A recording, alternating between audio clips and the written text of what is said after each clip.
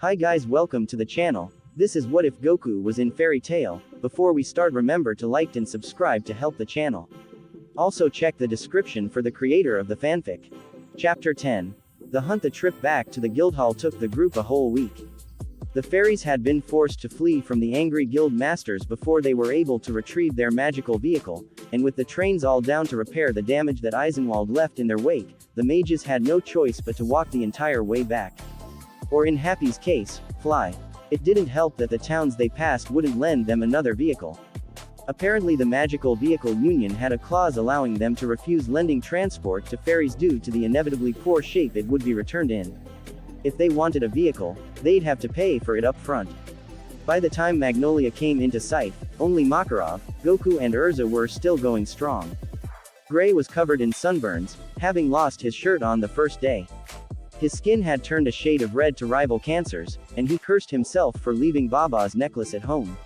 Natsu ended up carrying Lucy partway through the trip, and sometimes Happy decided to join her on the Dragon Slayer's back.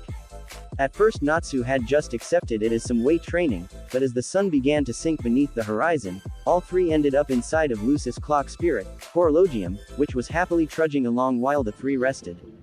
Until Natsu started turning green, and Lucy kicked him out. Ignoring the rest their friends run down state, Goku and Erza were deep in conversation as they wove through the town streets.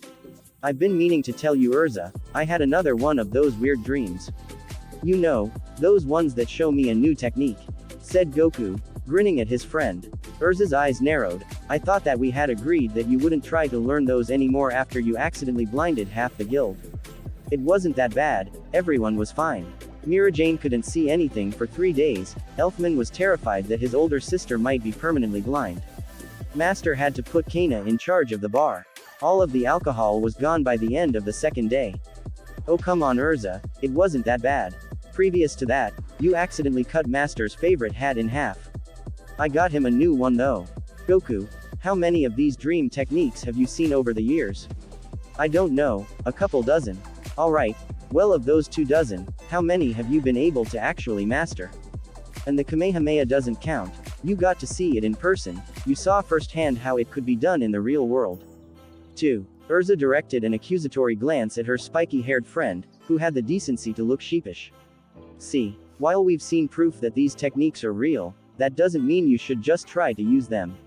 You told me that these dreams are always fuzzy, correct? Yeah, but a few of them have gotten a bit clearer than they were. But they are still fuzzy.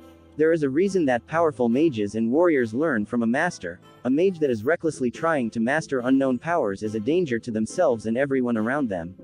Erza pushed open the guild doors, though she had to sidestep Natsu as he dashed through the doors with a whoop, Happy close behind him. Gray went to go find someone who knew how to heal sunburns, and Makarov trudged his way to the second floor, muttering something about contacting the other guild masters to arrange repairs of destroyed property. Goku followed Erza to the bar, still arguing that he could master the dream techniques by himself when he caught sight of a familiar face. He grinned as he waved to the girl behind the counter at the bar. Hey Mira, I'm back. The bartender smiled back, her eyes lighting up. Welcome back Goku. Her smile faltered slightly. Any news? Yep, I managed to get some info on another Dragon Ball, stashed away somewhere in a mountain range. Tomorrow I'm going to take Elfman with me to go and track it down. A few days from now, and the 4th ball will be all ours. That's fantastic. Myra's face brightened up once more, her smile blooming in relief. Yeah it is, Lysina will be back in no time. He turned back to Erza. Anyway Erza, about this technique, I told you to leave them alone Goku.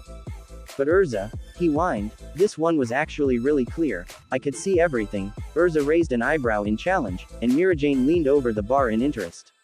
Oh, did you have another of you dreams Goku? Do tell. Well, it's this weird kind of dance, one that you need a partner for. 2 people of the same size and shape, go through the motions, then at the end, they combine into one super person, their powers multiplying together to become even stronger. His grin faltered at the looks on his friends' faces. So, let me make sure I got this right, said Mira, cleaning a glass as she raised a brow at him. 2 people, do a dance. Yeah, and they fuse into one person. That's right, raunchy. Mira whistled. Goku blinked. But, there was no salad. Don't worry about it. Seriously though, That sounds kinda silly. You sure it wasn't just a normal dream? I don't really have normal dreams. Whenever I have a dream, it's about some sort of technique. Erza sighed. This was certainly more fantastic than Goku's usual dream stories. Still, she supposed she could humor him just this once. Why don't you show us the steps? Goku grinned widely and did just that. Both girls nodded seriously and requested that he repeat them several more times. He got to the 7th performance before they broke down and started cracking up. To his credit, Goku didn't flinch. So what if it looks a bit silly? Appearance shouldn't matter for a technique, the results should. What if someone like Gray and Natsu used this move and it worked? They would be a lot stronger than the rest of us. I don't really think that will matter, Goku. Those two will either try and beat you for suggesting it, or beat each other at the thought of being forced to share a body. Nobody is going to want to use this technique, so just forget about it. Goku looked between the two teens, and it was clear that they were in complete agreement. With a sigh, he backed down. Alright, I won't worry about that move again. But that doesn't mean I'm going to stop working on the other moves that I can do by myself. Mira chuckled to herself as Erza let out a low groan. Just be careful at least. I don't want to find out that you've managed to cut yourself in half or blown yourself up just because you wanted to learn a new move. Goku gave the redhead girl a nod and she gave a small smile in return. Goku. The trio turned to see Elfman barreling across the guild towards them. Man, it's good to see you. Did you manage to find another one of those balls?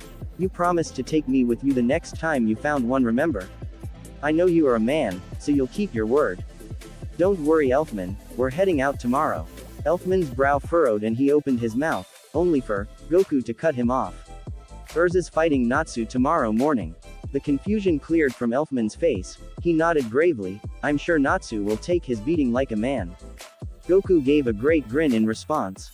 The next morning, every member of Fairy Tail in Magnolia gathered to watch Natsu and Erza square off. Goku stood by the gambling station with Kana, who had just collected the last of the bets before the match began. The brunette took a chug of her beer before sliding up next to the martial artist. Alright, big guy, how much power are you sensing off of them? Goku looked between the two fighters for a few seconds before leaning back in next to Kana. Natsu's gotten a lot stronger since last time. I think he's gotten ahead of Gray again. Erza is matching him right now, but I don't think she's doing it on purpose. She promised to give Natsu a good match, so she's holding back so the fight won't end it in one hit. I'd say she's at 75% right now. Kana covered her mouth to hold back her guffaw, drawing a curious glance from the Dragon Slayer. Before he had time to voice his question though, Erza was on top of him. The two traded blows for a while, mostly evenly matched despite Erza's use of her Flame Empress armor.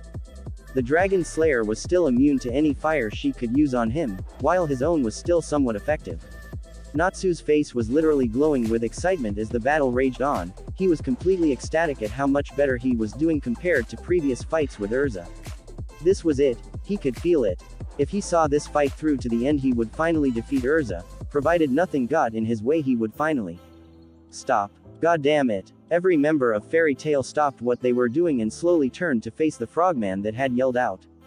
Kana slowly hid the gambling tally board behind Elfman. The amphibian was flanked by an entire platoon of Rune Knights to ensure that he was taken seriously, all of who had weapons aimed on the mages. We are here on official business for the Magical Council. Erza Scarlet, you are under arrest for the damages done to the town of Clover. We ask that you come quietly, or we will have to take you by force. Erza nodded stiffly and shifted back to her normal armor. Before she could move, Goku stepped out in front of her, his entire body thrumming with power. Natsu quickly took a place besides the fighter, his flames ready. If you're looking for the people responsible for destroying the meeting hall in Clover, we're right here. The frog looked the pair up and down, then turned back to face Erza. As I said, we are here for your arrest, Ms. Scarlet. Are you going to comply? Hey, did you hear what Goku said? We were the ones WHO blew up that building. Don't ignore us. The frog messenger backed up nervously as Natsu advanced. Several of the Rune Knights took up defensive positions around the council's representative, staring the Dragon Slayer down. Natsu glared right back, but before he could attack, Erza's hand clamped down on his shoulder like a vice. Don't you dare get yourself into trouble like that. But Erza, they are trying to arrest you. You didn't even do it. This isn't right. Erza sighed to herself and took a quick glance around at all of her friends. Most looked like they had at least some idea of what was happening, but they all had some degree of confusion in their expression. Goku had maintained his position between her and the knights, but he had yet to take a fighting stance. That alone gave Erza confidence that a confrontation could be avoided. She pulled the orange-clothed teen over beside her with Natsu and addressed them both. The council is trying to show the public that they are doing something after the lullaby incident. They won't be able to keep me for more than a day. That's still not right. They shouldn't be taking you at all. What if something happens, and they just lock you up or something? I promise you, the only way this will be a problem is if the two of you do something stupid. As long as I comply, they should release me in a matter of hours. Natsu gashed his teeth in frustration, but Goku just looked doubtful. I don't know, Erza, I don't like this. You don't need to like this, you just need to trust me. But what if you're wrong? I'm not wrong, you just need to trust me. Natsu opened his mouth but Erza quickly cut him off. Both of you do trust me, right? A pair of nods. Then believe me when I say that I will be fine. Goku, you have a mission you were planning, correct? If what you said is accurate, then you should be gone for 2 days. I promise you that by the time you and Elfman get back, I will have already returned to the guild. Goku stared hard at Erza for a moment, then his expression softened. Alright, I'll trust you. What? No, Goku, we can't let this happen. Goku put up a hand to stall the Dragon Slayer's rant, the hard look in his eyes once again. I trust you, but if the council is doing something like this, I won't trust them. If you aren't here by the time I get back, I'm taking Natsu and breaking you out. That brought a grin to the Pyro's face. He cracked his knuckles in anticipation, flames pouring out of his body. Alright, I guess I can wait that long.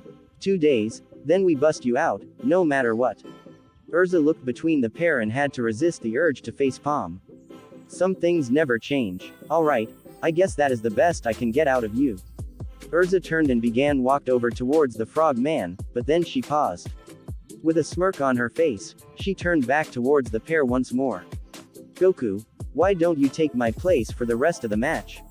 Natsu's eyes lit up for a moment before darkening with anger once more. I can fight Goku anytime, he doesn't turn down challenges. But this was the first time you've fought me seriously in months. I don't want to replace our fight with another one, I want to fight you. So you better get your damn ass back here as soon as you can, or I'll burn the entire city down when we come to get you out. We are finishing this match. Erza blinked olishly at Natsu for denying a fight. Then with a small smile she turned back towards the council's representative. The redhead put her hands out in front of her so that the frog man could place the shackles around her wrists. She didn't turn back at all as the council's group led her away, directly towards one of the people she least wanted to see in the world. She knew he would be there, grinning down at her as she always did whenever they met. The twin of the boy who had once been her best friend, and now was the main character of her worst nightmares. As Magnolia began to disappear into the distance, Erza took a deep breath. She could not afford to lose her composure now. It was a good day to be Kana.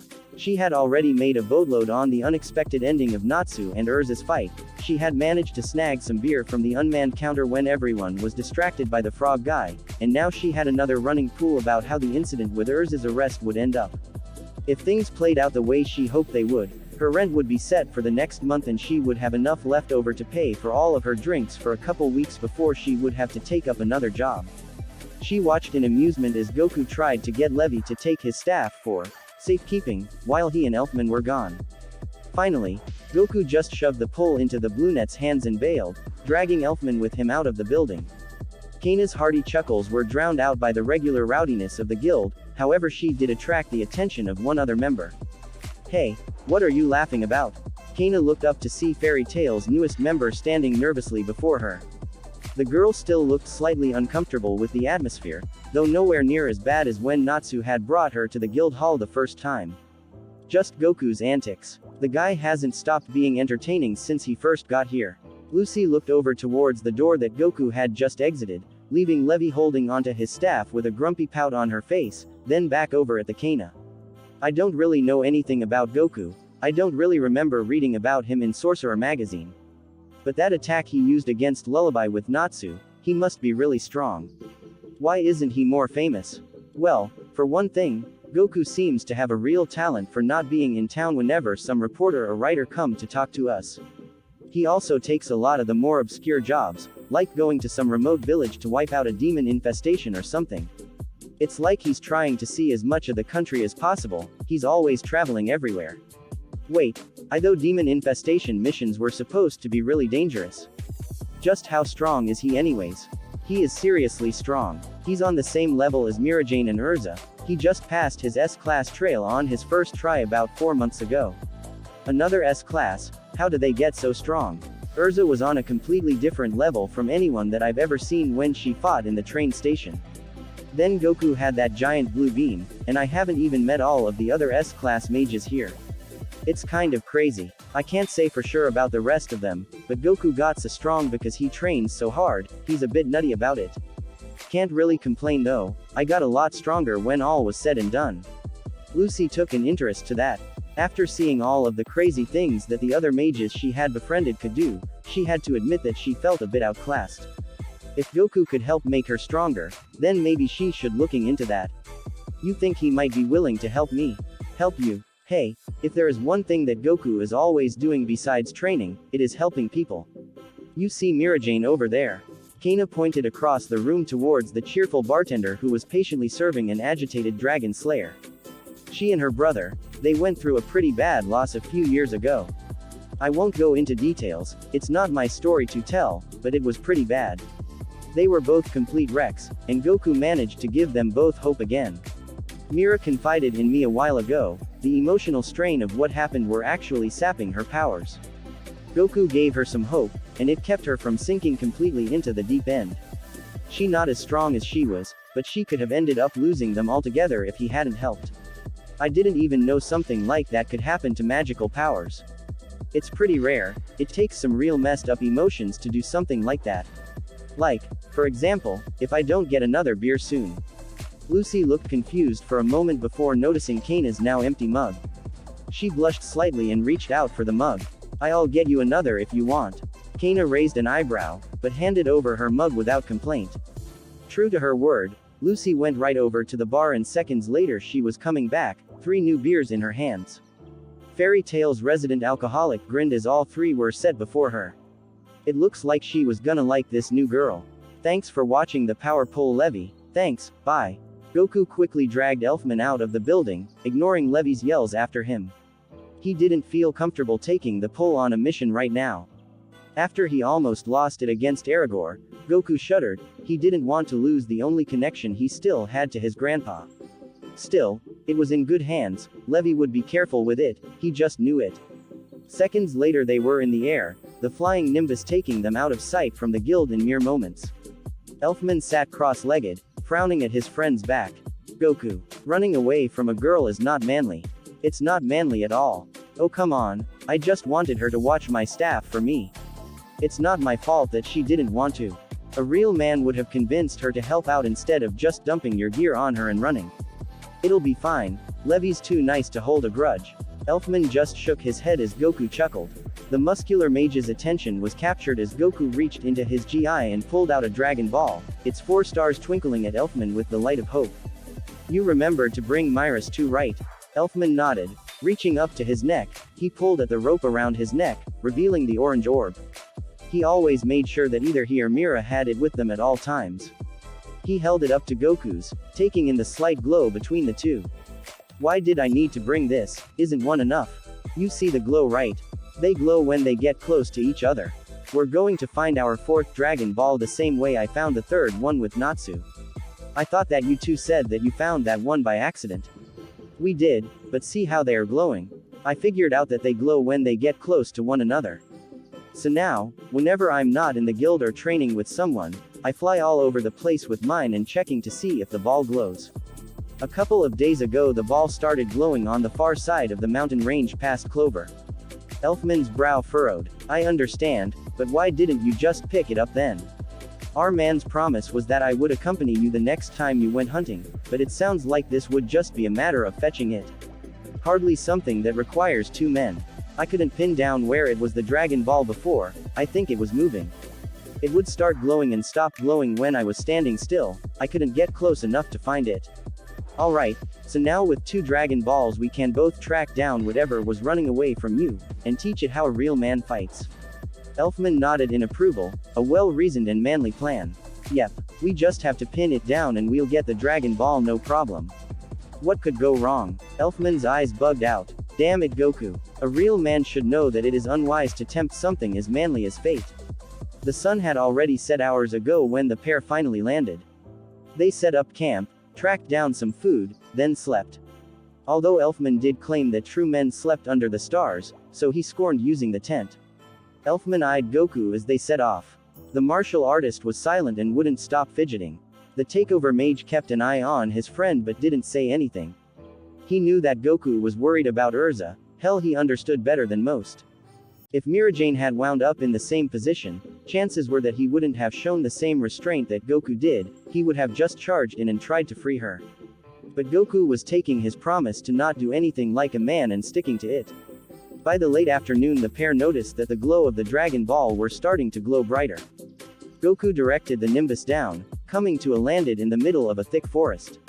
Alright, so what's the plan? Goku scratched his head. I guess we just walk around. Keep an eye on our balls, and see when they start glowing brighter. We'll find it sooner or later.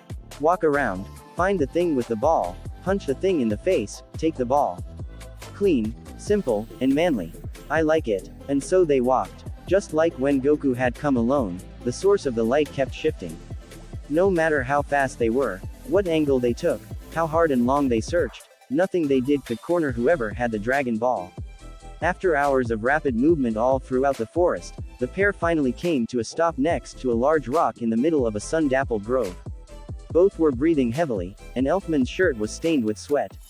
The man looked at Goku tiredly. Can't you sense energy? Why can't you tell where the thing is? He asked. Goku shrugged, scrunching up his brow as he concentrated. Something about this place, this area has far more power than it should. Even the trees are practically bursting with it. I can barely even sense where you are in here. Elfman grit his teeth. Damn it, he roared. Whoever you are, stop hiding from us, coward. Come out and face us like men already. RHHHAAAA. With a burst of rage Elfman slammed his bare fist into the massive stone. The slab shattered and went hurtling through the air in over a dozen pieces. Most bounced harmlessly to a stop on the ground, but 3 of the largest chunks smashed into a group of trees, shattering their trunks. With a loud crack 5 different trees toppled to the ground, kicking up a massive cloud of dust into the air. Elfman blinked. Oops. Hey Elfman, you did it. Yeah, I showed that rock how to be a man. And those trees too. No, look, there's a tunnel. Elfman looked down, and sure enough a narrow tunnel was visible running right underneath where the stone had been. I guess we know where the person was hiding now. Goku jumped down first, Elfman close behind him. They set off, Elfman's clogs clacking against the floor. However, before they took more than a handful of steps Goku stopped. Hey Elfman, why do you think this weird wire is tied up across the floor of the cave? I don't know, is it connected to anything? I'll check. Goku moved his foot onto the taut wire and stepped down. A series of clicks sounded through the air before a small black sphere was suddenly shot into the air directly at Goku's face. The teen's reflexes took over and his hand shot up into the air a moment before it hit. He caught it out of the air and opened his hand to check the device over, only for it to blow up in his face. When the smoke cleared Goku looked perplexed, but Elfman was glaring at him in annoyance.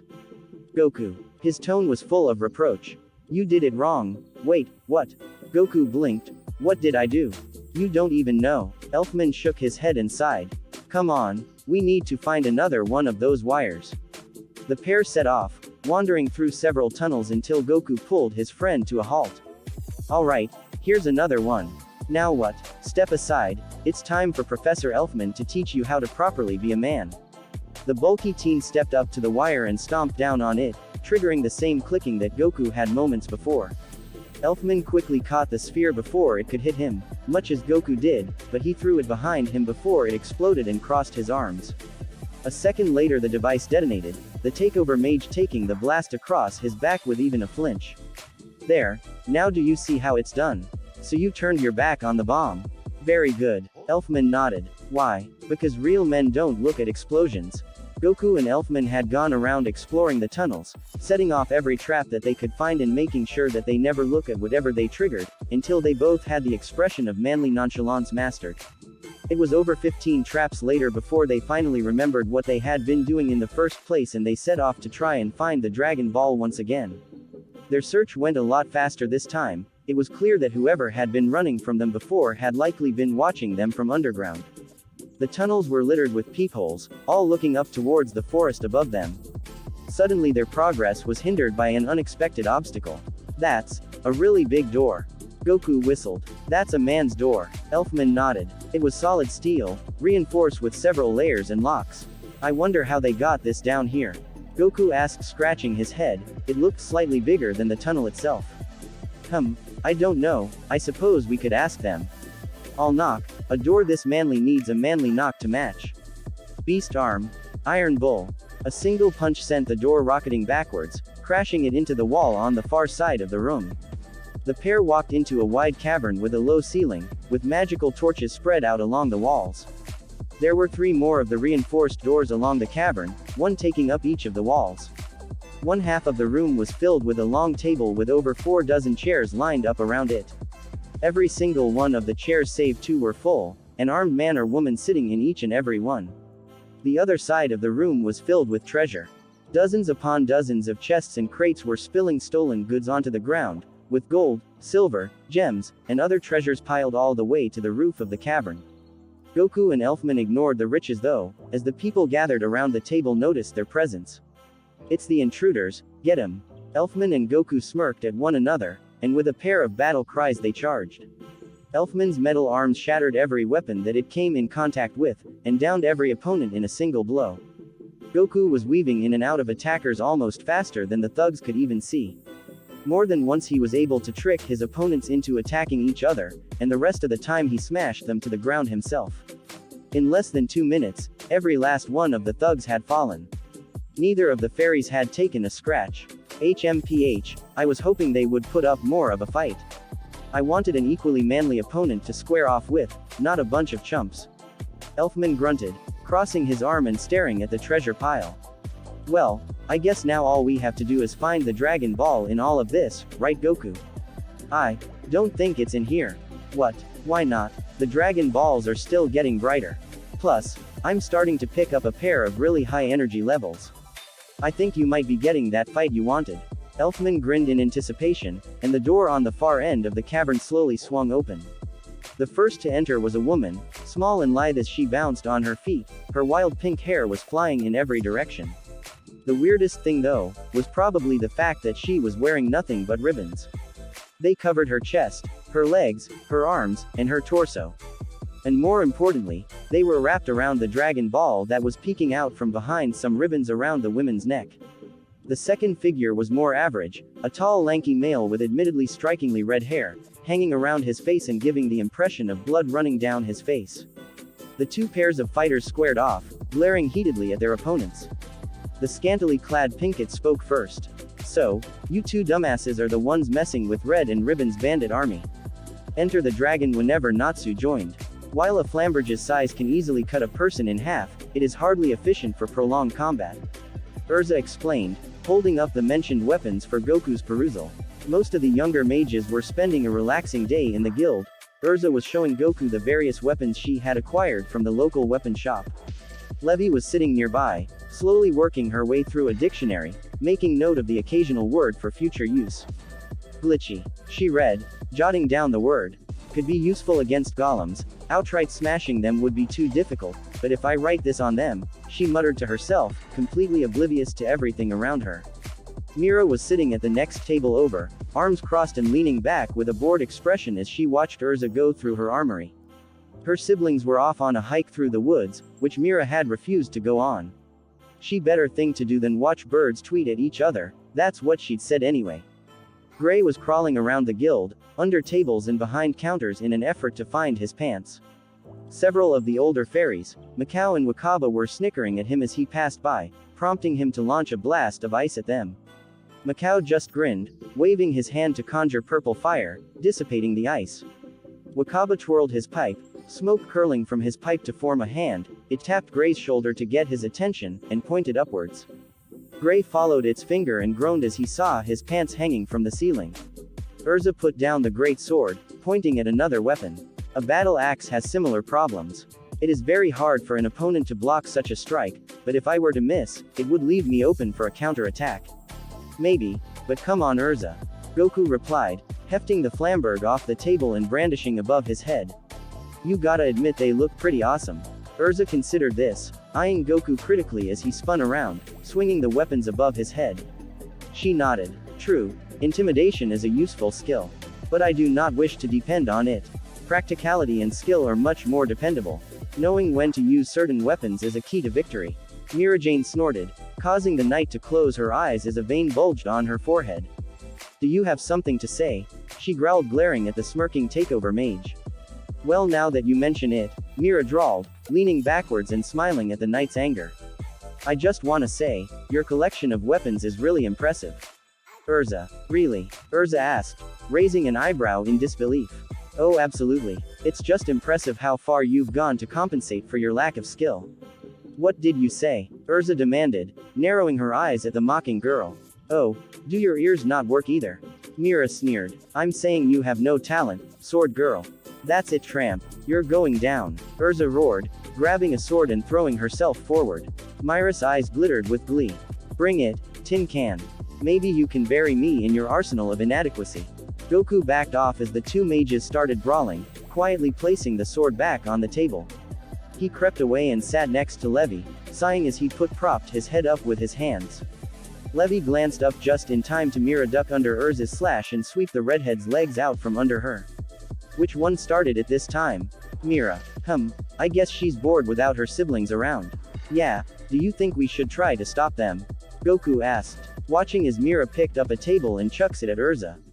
Only for the knight to slice it in half, dash forward and deck Mira in the face. No, it's probably best to let them get it out of their systems. Do you think it would be okay I joined in? He asked seriously. Levi raised an eyebrow. Do you really want to get between those two? Metal moron. Satanic skank. No. Goku sighed, his head sliding out of his arms and hitting the table with a thunk. Didn't think so. Levi chuckled. Before Goku could respond, the guild doors banged open. Master Makarov came walking in. Welcome to your new home. Take that, you armored harpy.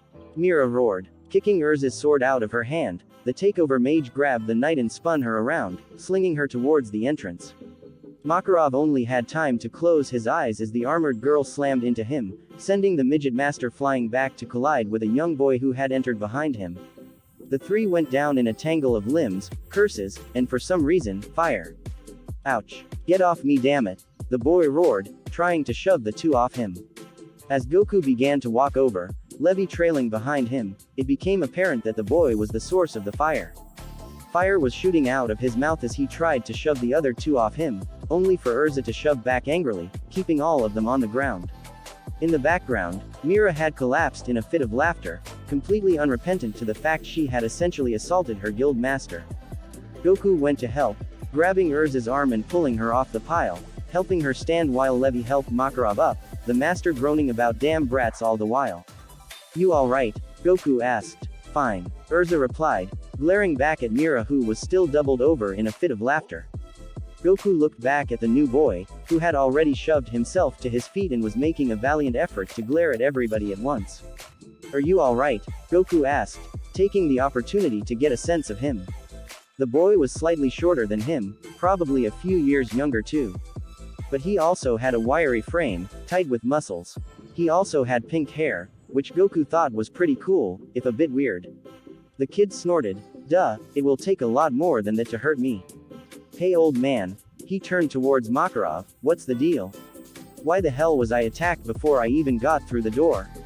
You will speak to the master with respect. Erza demanded, promptly punching the boy. He reeled backwards, clutching his jaw, and snarling at Erza. Whoa, hold it you brats. Makarov's hands expanded, grabbing the two of them and separating them before a fight could start. Natsu, please calm down, Erza's just a little protective of people she cares about, she didn't mean anything by it. TCH, whatever. The boy grunted, casting one last literally burning glare at the knight before looking away, grumbling to himself. That's better. Now Erza, stop punching people. It's rude. Yeah Erza. Mira cackled, still a little out of breath, at least get to know him first. Erza glared back at the demon girl, only for Makarov to put a hand on her shoulder. Erza. His voice cut through her rage and she took a deep breath, calming her down. Good. Now allow me to introduce your new guild member. He gestured to the boy. Natsu Dragneel. He grunted. Makarov beamed. Great, now you stay here for a minute and get to know each other. I'll be back. I gotta go grab the fairy mark stamp. Mira, do you know where it is? The heck should I know? Right. I'll be back in a bit. Makarov trotted off, muttering to himself about where he might have left it, probably on the second floor somewhere. Behind him the younger fairies gathered around the newcomer. Goku reached forward, grabbing Natsu's hand and giving it a shake. Nice to meet you Natsu, I'm Son Goku. So, you're a fire mage. Fire mage. Natsu scoffed. I'm way more than any fire mage. I'm a fire dragon slayer. You killed a dragon? Goku exclaimed. What? No. I just use magic meant to fight dragons. Oh, where'd you learn that kind of magic? A dragon taught it to me. Natsu caught the looks the others were giving him. What? Let me get this straight. Goku asked. A dragon taught you how to kill dragons? Yeah, Natsu replied. What was his point? Must have been a pretty stupid dragon. What? Natsu shouted, his eyes flaring up again. Igneel's awesome, he's the smartest guy ever. He can outthink and outfight anybody. Goku rubbed his chin in thought. I think I'd like to fight a dragon. What, you think you could beat a dragon? Natsu snorted, glaring at Goku. Don't be stupid, Igneel would burn weakling like you to a crisp. Sure I could. I used to beat up dinosaurs back home all the time, they're just big lizards. A dragon's just a dinosaur with wings, right? How hard could it be? Alright, that's it. Natsu roared. His fist ignited, and he launched himself at Goku. Goku caught it, smiling back at the Dragon Slayer. The smile faltered when he felt his hand started to itch. It disappeared completely when Natsu's fist exploded, sending Goku into the air in a blast of fire. Goku righted himself in midair and landed feet first on top a table, sending Erza's weapon scattering across the hall. Goku looked down at his hand, the skin now bright red and raw. Did that fire actually burn me? Goku muttered. He clenched his hand shut and hissed as the raw skin rubbed against itself. Oh, burns are actually pretty painful. Fire Dragon's Claw. Goku head snapped upward, pain forgotten as Natsu came flying towards him, his leg extended and cloaked in flame. Goku shot into a crouch, feeling a scorching heat on the back of his head as Natsu passed by. The fighter shot upright, slamming his fist into Natsu's back and sending him rocketing towards the ceiling. Natsu managed to right himself, just like Goku had, and slammed feet first into one of the guild's rafters. His fire shot from his legs and he launched himself back towards Goku. The Dragon Slayer's fist burst into flames as he barreled down towards the martial artist like a meteor. Fire Dragon's Iron Fist. Not to be outdone, Goku tensed and launched himself towards upwards, punching upwards to meet the Fire Mage's attack. They collided in midair. Goku pushed Natsu back, even as he felt the flames scorch his skin. He had to end this quickly. He reached over with his free hand and grabbed Natsu's wrist. Ignoring the burning, he yanked downwards, pulling the Dragon Slayer beneath him and slamming his leg into Natsu's gut. The Dragon Slayer went rocketing downwards, plowing right through the table and leaving an impression in the floor. Natsu snarled, forcing himself upwards, when he felt something jam against his throat, pushing him back down. Goku stood above him, a cherry red staff clutched in his hand and pressing against his neck. Goku glared down at him for a moment, then smiled, his eyes lighting up with delight. You know, I forgot to say this earlier, but welcome to Fairy Tail. I think you're gonna fit right in. Natsu blinked, his rage suddenly extinguished by the complete about-face of Goku's attitude. Goku withdrew his staff from Natsu's neck and held out his hand. Natsu blinked at it for a second, then grinned. He took the offered hand and Goku pulled him to his feet. Thanks. I think I'm gonna like it here too. You're really tough. Thanks. You too. I don't think I've ever felt anything that hot in my life. Goku beamed, waving his burned hands in through the air and blowing on them in an attempt to cool them down. Natsu smiled, suddenly feeling a lot better about joining this guild. Still, there was only one thing to do now. I want a rematch. Anytime you want. Goku smirked. What the hell? The yell broke their focus. Makarov had come back into the hall, clutching the Fairy Tail stamp in his hand. I turned my back for literally 5 minutes, and you damn brats wrecked the place. Goku looked around. There were scorch marks on the floor, and a bunch of Erza's weapons were sticking out of the tables and walls. It was probably a good thing there were so few mages here today, someone might have gotten skewered. Also, part of the roof was on fire. It wasn't actually too bad, though. For some reason, Gray was clinging to one of the rafters, clutching his pants in one hand as he shot ice at the flames to put them out. Somehow, Goku didn't think Makarov would see it that way. Makarov didn't look happy. He was stomping towards him and Natsu with anger on his face. Makarov face promised punishment, he might even be willing to do that. Goku gulped. Goku grabbed Natsu's wrist and dashed towards the guild doors. Run. Thanks for listening. If you want the next part of this video, be sure to like, subscribe and comment and hit that bell notification. See you next time.